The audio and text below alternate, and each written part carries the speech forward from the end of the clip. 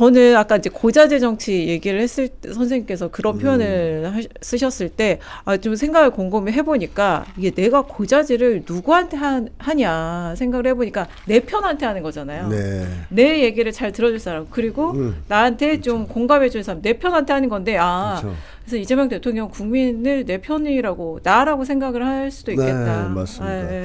그러니까 이재명 대통령 맨날 한 얘기가 있잖아요. 나는 머슴이다. 네, 일꾼. 네, 머슴. 일꾼이고 머슴이고 정치의 주인은 국민이다. 어. 거의 뭐 불변의 신념이죠. 이재명 대통령 입장이죠. 그래서 그런 대통령은 이제 공익 추구형 정치인 네, 네, 네. 리더인데 이게 이제 여당의 대표는 좀 이제 결이 다르다. 선생님이 이렇게 보시는 걸로 알고 있어요. 정청래 대표는 좀 사익 추구형 정치인 아니냐 이런 분석을 또 최근에 하셨는데 이 정청래 대표는 좀 어떻게 보셔서 그런 사익 추구형 리더 아니냐 정치인이다 이런 표현하셨어요. 네, 우선 제가 그 공익 추구형과 사익 추구형을 구분하는 기준에서 네. 뭘 근거로 그런 얘기를 하느냐는 걸 말씀을 드리면 네. 정치인 치고 자기가 사익 추구형이라고 얘기하는 사람 한 명도 없어요. 네. 다 공익 추구형이라고 얘기합니다. 근데 이게 말로 되는 게 아니고 공익을 추구하려 하는 목적이 뚜렷한 상황이라 하더라도 뭐가 여기서 해결돼야 되냐면 두 가지. 이걸 방해하는 공익 추구를 방해하는 심리적 약점 혹은 심리적 상처. 이 약점을 극복하고 상처를 치유하는 과정을 반드시 겪어야 됩니다.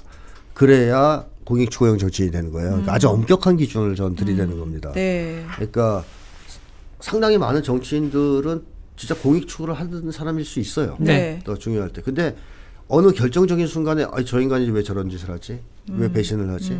그거는 약점, 심리적 약점이나 심리적 상처를 해결하지 못했기 때문에 그게 발목을 잡는 거예요. 그 자기 한계를 벗어나야 된다. 그러니까 공익 추구를 방해하는 요소를 다 척결한, 극복한 네. 그 과정을 반드시 거쳐야 진정한 공익 추구형 정치인이라고 할 수 있다는 건데요. 그러니까 이재명 대통령을 예로 들어 설명을 드리면 이재명 대통령은 어렸을 때 아주 어려운 삶을 살면서 인생의 목표를 그렇게 해봤었죠. 관리자가 되겠다. 공장에서 너무 많이 맞아가지고 내 관리자가 되고 싶다. 그래서 고등학교 가서 공부해서 관리자가 되면 매 안 맞을 거 아니냐. 네. 또 농담 삼아 나도 때릴 수 있는 거 아니냐. 이런 얘기를 하셨는데 네. 그 목적을 가지고 살았다가 대학에 가게 됩니다. 대학에서 광주를 접하고 막 이렇게 되면서 뭐 엄청난 충격을 받았다고 본인이 얘기하시죠. 근데 그때 이 자서전을 보면은 그런 얘기를 해요. 내가 겪었던 고통이 나 개인의 문제가 아니었구나, 이게. 이게 노동자 전체의 문제고 사회적 문제였구나. 우리 이웃들이 이렇게 어렵고 힘든 삶을 사는 게 그들 개인의 잘못이 아니었구나. 이거는 사회 문제구나. 이 깨달음을 얻고 이재명 대통령이 사실은 해방되는 거죠. 사적 욕망에서. 그러니까 관리자가 되고 싶다. 네. 출세하고 싶다. 해방이 돼버린 거예요. 네. 그러면서 그게 하나로 뭉쳐지는 승화 과정을 거치고 나는 그러면 앞으로 평생 이들을 위해서 또 나를 위해서 노동자인 나를 위해서 살겠다. 이런 정신적인 어떤 굉장한 성숙 과정을 거치고 심리적으로 말하면 승화 과정을 거치고 인권 변호사를 지향하게 됩니다. 그 다음부터 한 번도 흔들린 적이 없어요. 그러니까 노 전 대통령은 내적인 본인들도 스스로 잘 장악하지 못하는 것가 많거든요. 그런 사적인 욕망을 공적인 욕망으로 완벽히 승화시킨 사람이에요. 거의 성공한. 그리고 그 흔적이 고스란히 남아 있어요. 자료들에. 그러니까 그렇게 판단 내리는 거죠. 이 사람은 공익 추구형이 맞네라고. 근데 그런 과정이 없는 사람들이 있어요. 그러니까 학생 운동도 하고 뭘 했지만 네. 분명히 약점도 네. 있을 테고 네. 심리적 약점 혹은 상처들이 있을 텐데 그런 것들을 치열한 고뇌 속에서 극복하거나 치유한 흔적 이게 없는 사람들이 있습니다. 이 사람들은 그래서 인생에서 아주 중요하게 한번 꺾기를 해야 되는데 이재명 대통령처럼 그런 과정이 별로 없어요. 이런 사람들은 반드시 그 내적인 문제들, 심리적인 방해 요인들이 중요할 때 잘 발목을 잡아요. 결정적일 때 나쁜 짓을 하게 만든다든가 결정적일 때 국민 편에 서지 않는다든가 그러면 공익 추구형이 될 수 없죠. 그래서 저는 이 기준으로 보기 때문에 공익 추구형이 거의 없다고 얘기하는 겁니다. 거의 없다. 그 정청래 대표에게서도 그런 이제 선생님 말씀하신 근거에 따른 흔적을 볼 수 없다. 현재까지는 볼 수 없다. 그리고 이 결정적인 순간에 어떻게 하는지를 또 보시고 판단하셨을 텐데 기억에 남으시는 그런 계기가 있으신가요, 사건? 뭐 그런 거라기보다는 네. 진짜 공익추구형의 특징이 뭐냐면요. 네. 무모한 짓을 많이 해요. 아, 욕을 먹더라도 네. 국민들에게 도움이 되는 짓은 그야말로 자기의 사적인 이익을 고려하지 않고 저지른다 그럴까요? 네. 예를 들면 박근혜 탄핵 국면에서 민주당 정치인들 다 그 당시 눈치 보느라고 탄핵 얘기를 꺼낸 사람이 없어요. 근데 이재명 대통령 혼자 탄핵을 얘기하기 시작합니다. 굉장히 위험한 사실 행동이죠. 제일 먼저 했던 것 같아요. 사적인 욕망을 앞세우면 계산을 한다면 네. 해서는 안 되는 행동입니다. 네, 네. 근데 던지고 밖에 나가서 거리에서 계속 박근혜 탄핵을 외치다가 결국에는 그게 대세가 되면서 박근혜가 탄핵되었고 그때 이재명 대통령이 이제 성남시장이었는데 네. 대권 주자급으로 부상하지 않습니까? 그러니까 그걸 노려서 했다고 보는 게 아니고 네, 이 네. 행동을 해서 국민들이 발견한 거죠. 아, 이 사람은 진짜 우리를 대변하는구나. 그래서 결국 정청래 대표가 만약에 공익추구형이라면 네. 그러한 식의 돌출적인 행동들이 인생 여정에 나와야 돼요. 아, 근데 없다. 없다는 거죠. 딱히. 그 당대표 되고 나서 몇 번 이제 이거 청와대와 충돌하는 거 아니에요? 혹은 이재명 대통령의 의중은 그게 아닌데 여당 대표가 좀 엇나가는 거 아니야? 이런 평가를 받을 만한 일들이 좀 있었잖아요. 합당 네. 갑자기 그 이슈 던진다든지 아니면 검찰개혁 문제에 있어서 대통령이 상세하게 계속 이제 검찰개혁 본인이 생각하는 검찰개혁 방향을 얘기를 했지만 이제 당대표는 그 여당의 법사위 강경파 의원들의 얘기를 이제 그대로 받아 안아서 끝까지 갖고 간달지. 그래서 결국 대부분 관철을 시켰죠. 검찰개혁 그 1차 개혁안은. 그러니까 그런 좀 이슈들에서 읽으실 수 있는 게 또 있을까요? 정청래 대표. 그러니까 뭐 사실은 뭐 그죠. 제일 중요한 거는 언행 일치가 잘 안 되고 있다. 하는 것이 제일 아쉽습니다. 그러니까 보통 이재명 대통령 언행일치의 정치인이라고 평가할 수 있겠는데 네. 말 한번 하고 예. 반드시 해내는. 네. 근데 언행일치가 잘 안 된다. 아, 정청래 대표는 기억나시는 거 있으세요? 그러니까 당 대표로 압도적으로 당선되게 된 가장 큰 이유는 저는 내란 청산 의지를 강하게 밝혀서라고 봐요. 뭐 그 당시 정청래 대표 한 말만 들으면 다 청산되죠. 아. 내란 세력 다 청산됐고 내란 정식 끝났어야 됩니다. 네. 근데 당대표에 당선되기 전까지는 강력하게 내란 종식 의지를 밝혔는데 당대표에 당선된 뒤에 과연 내란 종식에 전념했느냐. 네, 그게 이제 불일치한다는 것이고 또 지금에 있어서 가장 시급한 문제는 조이대 탄핵이라고 봐요. 네. 근데 조이대를 많이 공격하시거든요. 네, 네. 근데 이게 말로 공격하는 거는 소용이 없어요. 조이대가 타격을 안 받아요. 탄핵을 해야죠. 그러니까 탄핵을 하고 말은 안 해도 됩니다. 공격 안 해도 됩니다. 이런 게 이제 불일치하고 있다. 저는 그런 생각이 들어요. 네.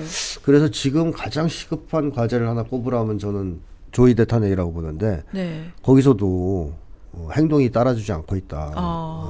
많이 비판하시고 네. 문제 있다고 얘기하면서도 네. 자, 그런 것들 그러니까 하나하나 일을 추진하는 것이 철저하게 그 시대의 국민들의 요구 네. 이거를 대변해서 매를 맞더라도 그 길을 가는 쪽은 아니지 않느냐 그런 판단이 든다는 것이죠. 그리고 뭐 언행이 일치하지 않을 때 기본적으로 뭘 봐야 되겠습니까? 행동이죠, 행동. 사람들은 언행이 일치하지 않는 경우가 많잖아요. 네. 그러니까 막 앞에서는 난 당신을 전혀 적대시하지 않는다, 좋아한다 하면서 손으로 칼로 이렇게 살살 찌르고 그런 사람도 있어요.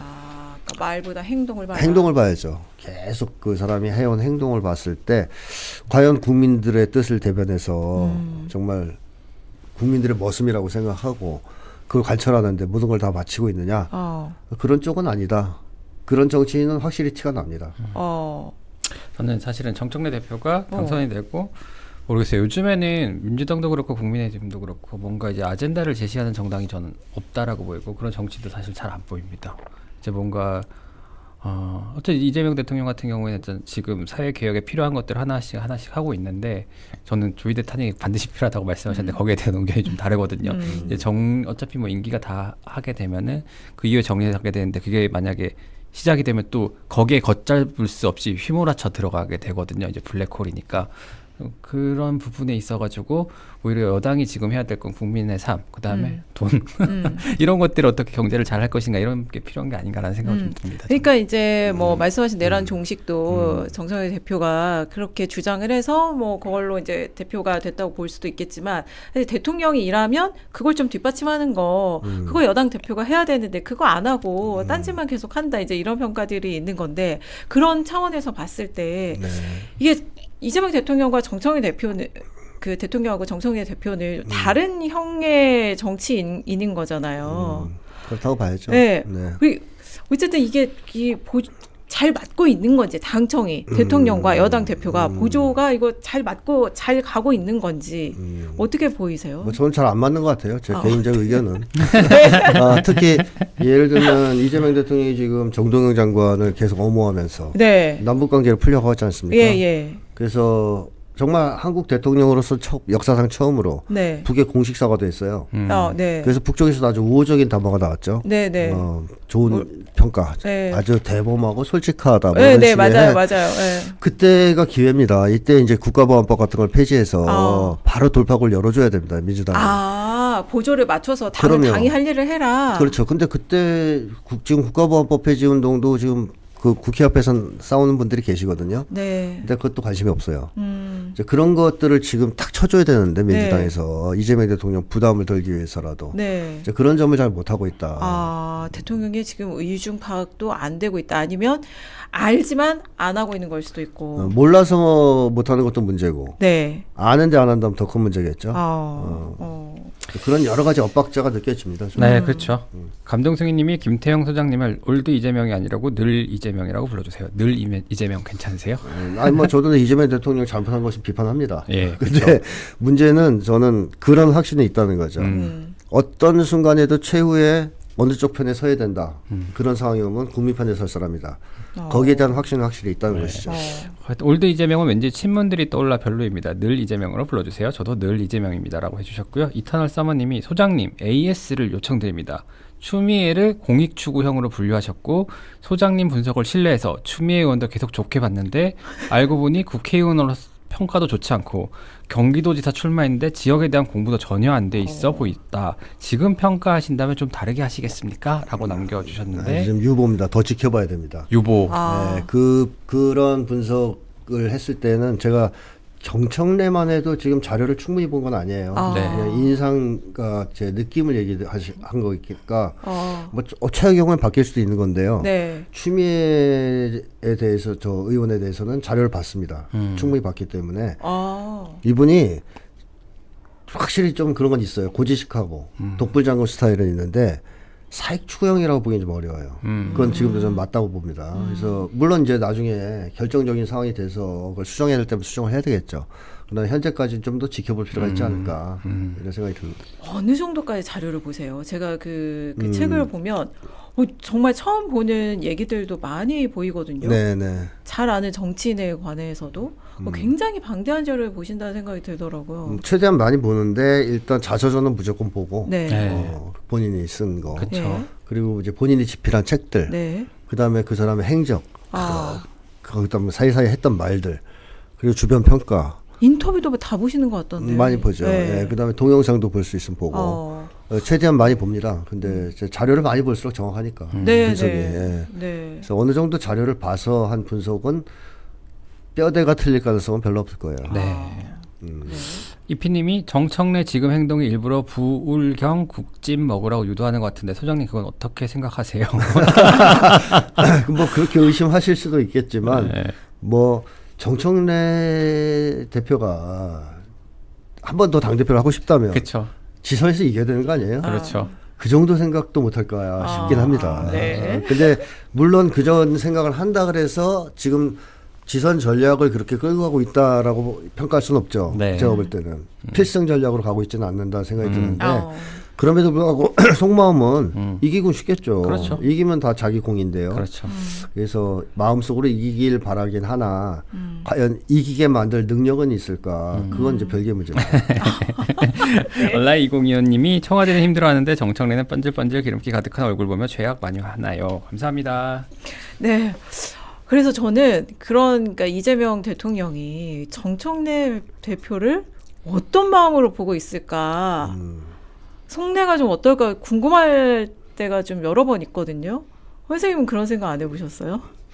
뭐 이재명 대통령의 가장 큰 강점이 뭐냐면 네. 사람 속을 다 들여다본다는 거잖아요. 그러니까 이게 노무현 전 대통령하고 또 조금 비교하자면 노무현 전 대통령은 되게 네. 좋은 사람들 속에서 성장하신 분이에요. 부모님도 괜찮고 훌륭하시고 주변 사람들 다 좋아요. 그러니까 이제 쉽게 말하면 양아치, 깡패 뭐 이런 밑바닥 인생들 그 악당들 이런 사람 거의 경험을 못 해봤어요. 네. 노 전 대통령이. 네. 그러니까 사람을 되게 믿어요. 잘. 좀 약점이죠. 네. 네. 그러니까 이제 좋은 건데 사실은 네. 약점이 되는 게 정치를 하면. 아. 그러니까 저렇게까지 악할까 설마 그렇게까지 아. 그런 게 좀 있거든요. 노 전 대통령은. 네. 근데 이재명 대통령은 어려서부터 팔이 다쳤는데 네. 그 보상금 주기 싫어서 네. 뭐 나쁜 짓 한 기업주 뭐 그거 신고하러 갔더니 욕하면서 돌려보낸 경찰 뭐 5만 가지 인간 쓰레기들 다 겪었습니다. 그냥 그야말로 뭐 밑바닥에서 굴러다니는 온갖 군상의 인간들을 다 경험한 분이죠. 그 속에서 선함을 잃지 않은 거잖아요. 이게 엄청난 자산이라고 저는 생각하는데 저는 손바닥 하나에 놓고 있다고 봐요. 웬만한 사람들은 다. 그래서 예전에 제가 굉장히 인상적으로 봤던 게 경기도지사 하실 때 무슨 청문회가 있었나 뭐 그런데 그때 국힘당 쪽에서 그 돈 받지 않았냐 한 푼이라도 어떻게 하나도 안 받을 수가 있냐 뭐 이런 식으로 추궁할 때 이재명 대통령이 딱 그러더라고요. 아마 당신들은 못 믿을 거다. 눈앞에 황금이 있어도 그거를 본체맞지 않은 사람이 존재한다는 사실을 당신들은 믿지 않을 거다. 하지만 그런 사람도 존재한다. 그러니까 얘가 순간 완전히 압도당하는 느낌 있잖아요. 뭐 깔짝깔짝 됐는데 갑자기 부처님 수준에서 네. 얘기를 해버리니까 그리고 자기 속을 다 보는 거죠. 네. 너희는 그런 거 못 믿잖아. 알아. 그러니까 내가 이해한다. 너가 그렇게 얘기하는 거. 하지만 그런 사람도 존재한다. 뭐 이런 얘기를 왜 할 수 있냐. 속을 들여다보니까 하는 거예요. 네. 악당들 속을. 네. 그러니까 사람들 속을 정확하게 읽는 능력이 있어요. 악당이건 아니건. 또 계곡상인들과 대화도 옛날에 보면 네네. 그 사람들 속을 정확하게 읽고 공감도 해주고 문제도 잘 지적하고 하니까 처음에는 막 이재명 시장이었나요? 그 당시 막 죽이려고 그랬단 말이에요. 경기도지사 때인가. 근데 분위기가 바뀌어요. 대하면서 점점점 우호적으로. 그래서 결국 합의를 끌어냅니다. 네. 이게 사람의 심리를 간파하지 못하는 사람은 절대로 성공시킬 수 없는 대화 능력이거든요. 그러니까 이재명 대통령이 사람 속을 잘 안다. 그리고 나쁜 놈들 속은 더 잘한다. 그러니까 이 손바닥 안에서 이렇게 보는 거죠. 야, 너 이런 인간이지. 내가 다 알고 있어. 뭐 이런 거죠. 그리고 필요하면 언젠가는 뭐 혼을 내주기도 하고. 아니, 내 손바닥 위에 있으면 저는 쥐락펴락 할 수도 있는 거잖아요. 근데 이재명 대통령이 정청래 대표를 그렇게 쥐락펴락 하는 것 같지는 않거든요. 무리하게 안 하시죠. 근데 하고는 있다고 보세요. 뭐 장기적으로 때가 되면 하실 수는 있겠죠. 그렇죠. 지금은 타이밍이 아니죠. 왜냐하면 저는 그 검찰개혁 1차 그 공소청법 중수청법 그 1차 개혁 때도 거의 당의 요구를 거의 다 대통령이 수용을 해줬거든요. 네네. 왜 그랬을까? 근데 그런 생각이 좀 들거든요. 그런 국면에서는. 저는 그 건에 있어서는 사실상 그 이재명 대통령이 약간 후퇴했다고 생각하는 사람이었어요. 네. 내용상. 네. 그래서 그거 왜 그러냐 하는 거에 대해서 추측을 해봤는데 그 네. 당시에 하나는 미국의 압력이 있었을 수 있다. 미국이요? 이런 얘기를 했었거든요. 근데 그게 확인이 됐습니다. 이번에 언론을 통해서. 그 무슨 뇌물 무슨 위원회가 있어요. 그 미국에서 지원하는 거기서 검찰 개혁에 대해서 반대하는 그걸 보내가지고 압력을 가했다는 기사가 나왔습니다. 그때 폭로가 됐는데 그건 이제 공식적인 루트를 통해서 압력을 가한 거고요. 비공식적으로도 많은 압력을 가했겠죠. 검찰 그렇게 개혁하지 마라. 그래서 그런 압력을 받았을 것이다라는 추측도 하나 했었고 또 한 가지는 이재명 대통령이 워낙 실용주의자이고 또 이 사람들을 장악하는 능력이 뛰어나고 이러다 보니까 이 정도면 검찰을 내가 능히 통제할 수 있다라는 자신감에서 처음에 이제 당정안이라고 하는 거를 주장했을 수 있습니다. 뭐 근데 어쨌든 나중에 국민들이 계속 거기에 대한 항의도 많이 하고 그랬지 않습니까? 그래서 이재명 대통령이 놀라운 정도로 과감하게 그거 들어내 없애 이러면서 했잖아요. 저는 그 대목을 보면서 아 역시 이재명 대통령은 중요한 순간에는 결국 어떤 압력을 받더라도 국민 편에 서는구나 하는 생각도 들었습니다. 그래서 그거는 제 개인적으로는 그런 입장입니다. 네.